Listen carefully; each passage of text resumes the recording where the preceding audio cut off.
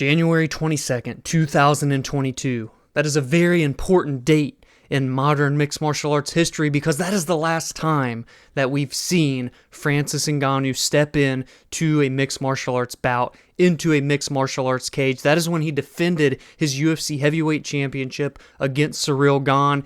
After that fight, we thought it was all set that he would have a massive super fight to welcome Jon Jones back to the cage into the heavyweight division. And instead, we saw Francis Ngannou walk away from the UFC, vacate his heavyweight championship of the world, go on to become one of the most sought-after free agents in mixed martial arts history, signs with the Professional Fighters League, has two massive paydays in the world of boxing against Anthony Joshua and Tyson Fury, and goes through an absolutely horrific tragedy in his family personal life. Francis Ngannou's story is one of a kind in this sport. Not only how he got to the UFC, scratching and clawing his way out of Africa to the United States to train and become one of the best heavyweights in the modern era of the UFC and of mixed martial arts, and then the next battle to go through what he has gone through in 2024 alone, and he is here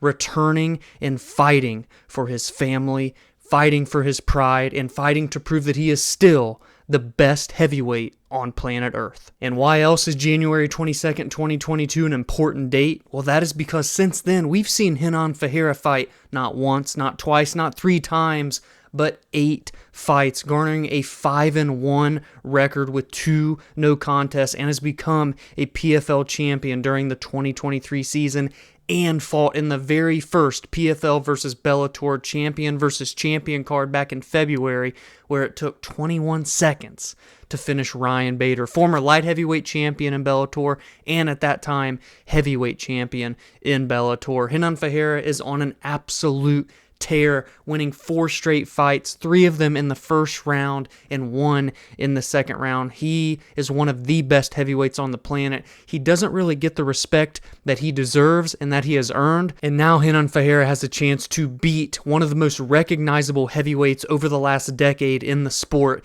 and plaster his name all over the heavyweight division, regardless of promotion. The 6'8" giant Renan Ferreira comes into this fight at 34 years old, right in the prime years, especially if you look at what he's done over the past 2 years. 13-3 overall with 12 finishes. Of those 12, 11 of them are by way of knockout, and a majority of those have come in the very first round, not to mention the very first minute of his fights. He is one of the most dangerous opponents that Francis Ngannou has ever faced before, and one of the most dangerous opponents anyone could face after a near 3-year hiatus from the sport. The last time that we saw Francis Ngannou lose a fight, however, we have to go back all the way to July 7th of 2018, in one of the worst fights in UFC history, albeit, but since then he tallied off 6 victories in a row, 5 of them by knockout, 4 of them in the first round, and then in that January 2022 slot against Ciryl Gane, he defended his championship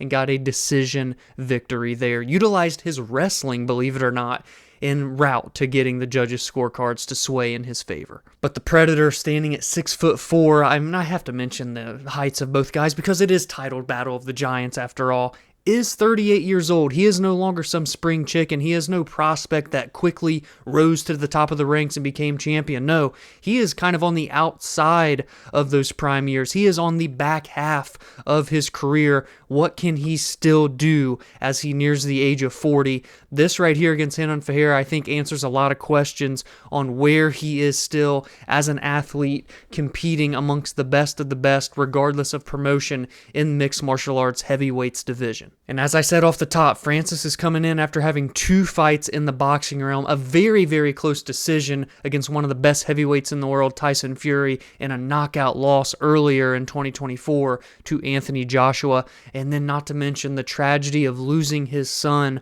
all in the midst of that chaos of the knockout. 2024 has not been a favorable year for Francis. The fact that he's even willing to come back and step foot in the cage, fulfill his deal that he made with the PFL, says a lot about Francis and what he is, what he stands for, who he is as a human being. So my heart goes out to him, his family, as they continue to recover from something that you'll never quite be able to get back to 100% from.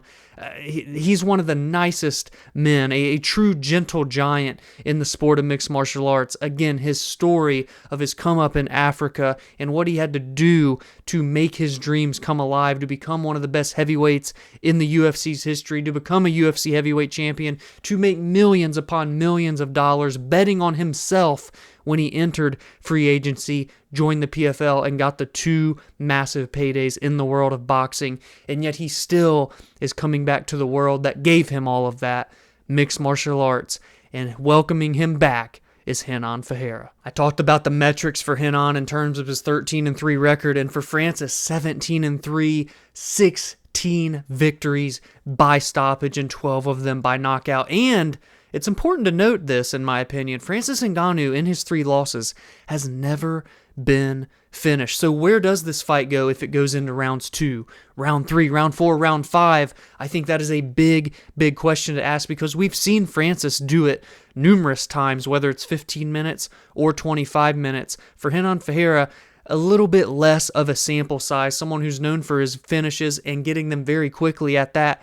Can he go into those latter rounds? Can he go through the fire, face adversity, and come out on the better side of a decision even against someone like Francis Ngannou? Look, I'm not projecting that this fight goes the full 25. I don't project that it goes the full 5, if I'm being quite honest with you. But if it does, it opens up a whole big can of worms. I'm very curious to get your thoughts on this heavyweight clash. Do you kind of lean toward the side of Renan Ferreira, who is a pretty sizable underdog, even though he's on an absolute tear, even though Francis Ngannou hasn't fought in MMA in years, even though Francis Ngannou is coming off of the first knockout loss that he's ever faced? Again, not in mixed martial arts, but still a brutal knockout in the realm of boxing. How will he bounce back, even though that just happened a few short months ago in the MMA cage against someone as dangerous as Renan Ferreira? Give me your predictions. Give me your bets on the return of Francis Ngannou and a potential star-making performance for Renan Ferreira. And from the heavyweight super fight, we will go to the women's featherweight super fight. The legend that is Cris Cyborg returns for the first time since last October, and she will be taking on the absolutely surging 2-time 2-weight world champion in the PFL, Larissa Pacheco. If you want to talk OGs of women's mixed martial arts, look no further than Cris Cyborg, who made her professional mixed martial arts debut May 17th.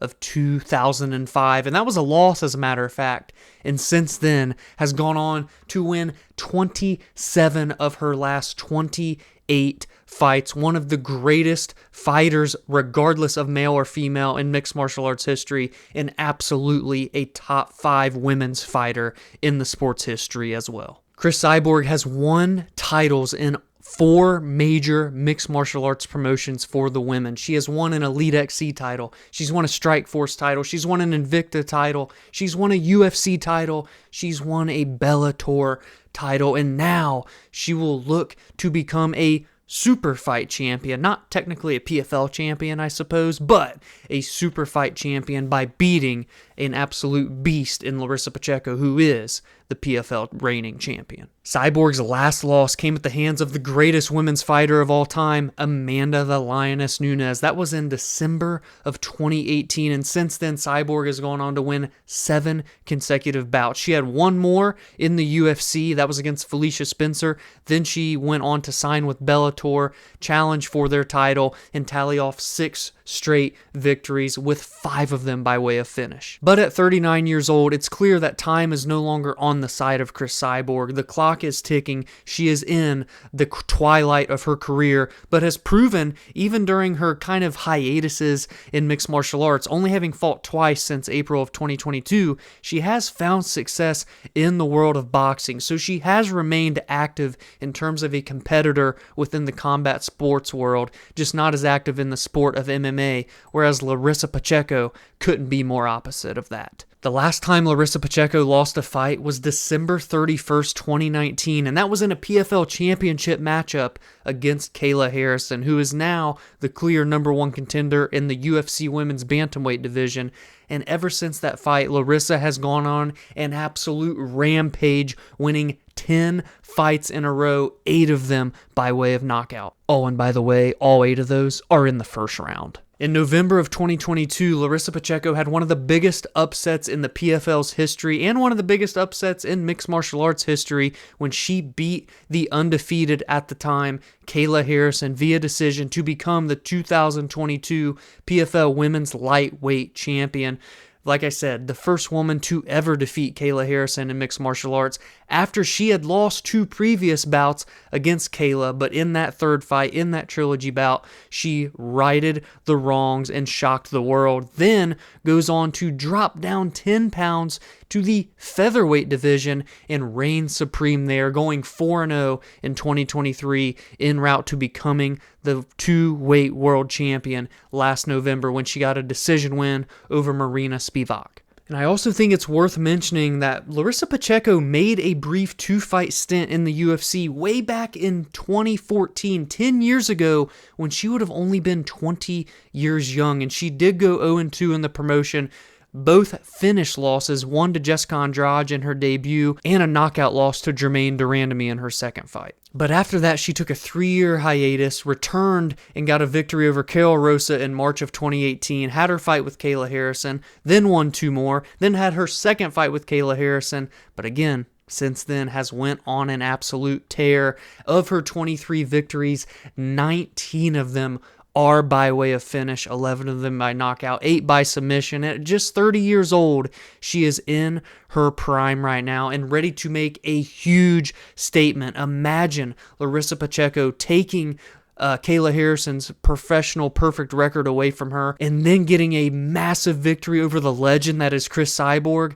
My goodness, Larissa Pacheco is already one of the pound-for-pound best women in mixed martial arts, but this win here could catapult her into serious discussions of maybe being the best woman on planet Earth. And much like the main event, I think you'd be hard-pressed to see this fight go on the full 25 minutes. Cris Cyborg has finished 22 of her 27 professional victories, been finished both times of her professional losses. Both these ladies have more power than any woman really ever that I've seen in women's mixed martial arts. The close second to these two would be Amanda Nunes, but even Amanda can get the job done a little bit more protectively, cautiously, has a few more decisions to her name than these two ladies. These two have true one-punch knockout power. Put them two together, we're in for an absolute clash. Who will be the women's featherweight super fight title winner? That's a long term, but you get the point. Much like the main event, give me your predictions for this women's featherweight clash. Will it be Cris Cyborg proving that at 39 she can still get the job done against some of the best in the world? Or will it be Larissa Pacheco adding another huge name to her resume and proving that she is amongst the elite in women's mixed martial arts? Give me your thoughts, give me your predictions, give me your bets. And last but not least, in terms of gold being on the line, it is the Bellator Middleweight Championship rematch between the undefeated champion Johnny Eblen and the number 1 contender Fabian Edwards. Johnny Eblen is coming off of a fantastic war back in February in that PFL versus Bellator champion versus champion card. He went the distance and had a very close split decision with light heavyweight champion in 2023, Impa Kasanganay. Impa took Johnny to the brink in the closest fight that we've seen Eblen compete in. He debuted back in Bellator in March of 2019 and has went on an absolutely insane stretch of victories over some of the biggest names that the division had to offer, including John Salter, Gegard Mousasi, Anatoly Tokov, and Fabian Edwards. That win over Fabian Edwards in their first matchup came just last year in September of 2023, so just over 1 full year ago, Johnny got a 3rd round TKO finish by way of brutal ground and pound, if I'm not mistaken. And of course, Fabian Edwards has only gone on to fight 1 time since then, but it was a victory, and it was over Aaron Jeffrey back in March of this year. So a little strange that it only took 1 win for Fabian to get back into the title picture, but I guess the Bellator middleweight division isn't much of a thing since being acquired by the PFL. Everything's kind of in limbo. There's not really a ranking system anymore, so they are kind of just one-off title fights. but I'm not complaining. It is a good fight. It should be a competitive fight. Fabian debuted in Bellator back in February of 2019, has an 8-3 record, 2 of the 3 losses. I mean, it's Johnny Eblen, it's Austin Vanderford, and it's a split decision with Costello Van Steenis. So he has good victories, even has wins over the likes of Lyoto Machida, Gegard Mousasi, Charlie Ward, and as we all know, or maybe you don't know if you're newer to following the PFL, following Bellator, Fabian Edwards is the brother of former UFC welterweight champion Leon Rocky Edwards. Leon in his corner every step of the way, and he's going to need him here as he goes up against his rival Johnny Eblen, tries to right the wrongs of their first fight last year, make it one apiece, look into a potential trilogy bout, and most importantly, well, I guess besides coming Bellator middleweight champion, handing Johnny Eblen the first loss of his career. At 32 years old, Johnny Eblen is truly in his prime right now, 15-0 overall, fighting out of American Top Team. He's only getting better, even a protege of Dustin Poirier. Dustin is usually in the corner of Johnny. He will not be this time around in Saudi Arabia, but still, he is around elite fighters every single day in the gym, and I think it shows. When he had to go through adversity and go through the fire that Impa Kasanganay presented to him back in February, and not just a close fight, Impa had him on the brink of defeat, nearly knocked out Johnny Eblen, and for him to bounce back and be able to grind out a win like that was ultra tough, showed his durability, showed his grit, and just how much he wants to be perfect, wants to be champion, and wants to be undefeated. Fabian Edwards doesn't have the pressure of course, being an undefeated fighter, but at 31, right in his prime, you got to think he feels the pressure of wanting to fill the shoes of the big things that his brother Leon has accomplished in the UFC,